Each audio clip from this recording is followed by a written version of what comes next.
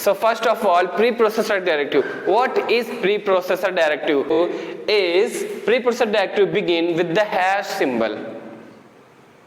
Preprocessor directive begins with the hash symbol and are proceed before the source code is compiled. Here are some commonly used preprocessor directive in embedded C and C programming, and this is include directive hash include.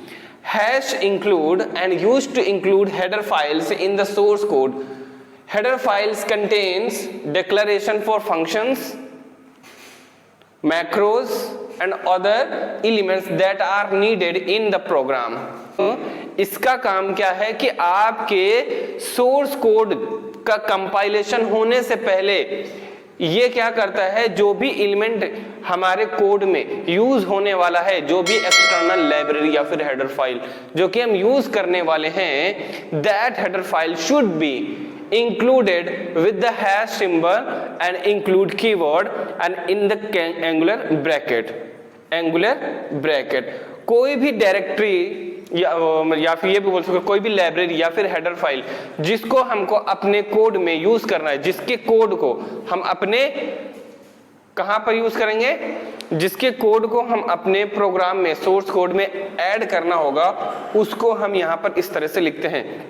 तो first of all, hash is a pre processor. Hash is a pre processor, इसको बोलते हैं pre processor.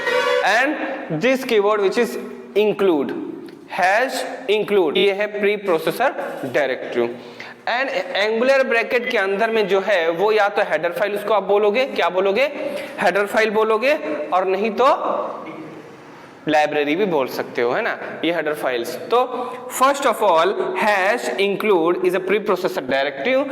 stdio.h is a file which is header file. H stand for header file.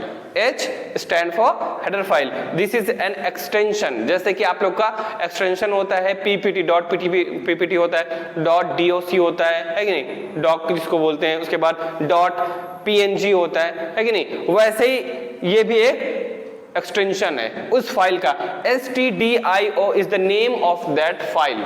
stdio is the name of that file. उस file का नाम है ये जिसको हमको इंक्लूड करना है. जब हम stdio इंक्लूड कर लेते हैं तो फिर stdio के जितने भी फंक्शन हैं या फिर क्लास है, मॉड्यूल है, that we can access in our program, फिर हम इसको क्या अपने प्रोग्राम में एक्सेस कर सकते हैं.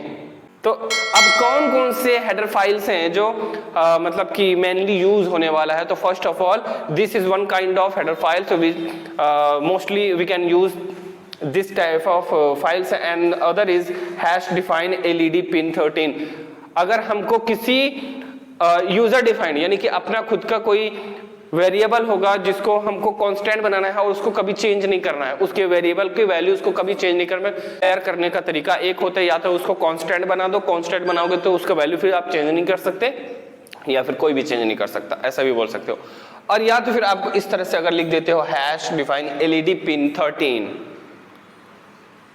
ये वाला हैश डिफाइन, ये भी है प्री प्रोसेसर डायरेक्टिव, इसको बोलते हैं pre processor directive hash define को. और ये वाला जो है ये एक टाइप का मैक्रो है, ये देखो, define a macro for an LED pin number. तो ये है हमारा क्या, प्री प्रोसेसर डायरेक्टिव. ओके.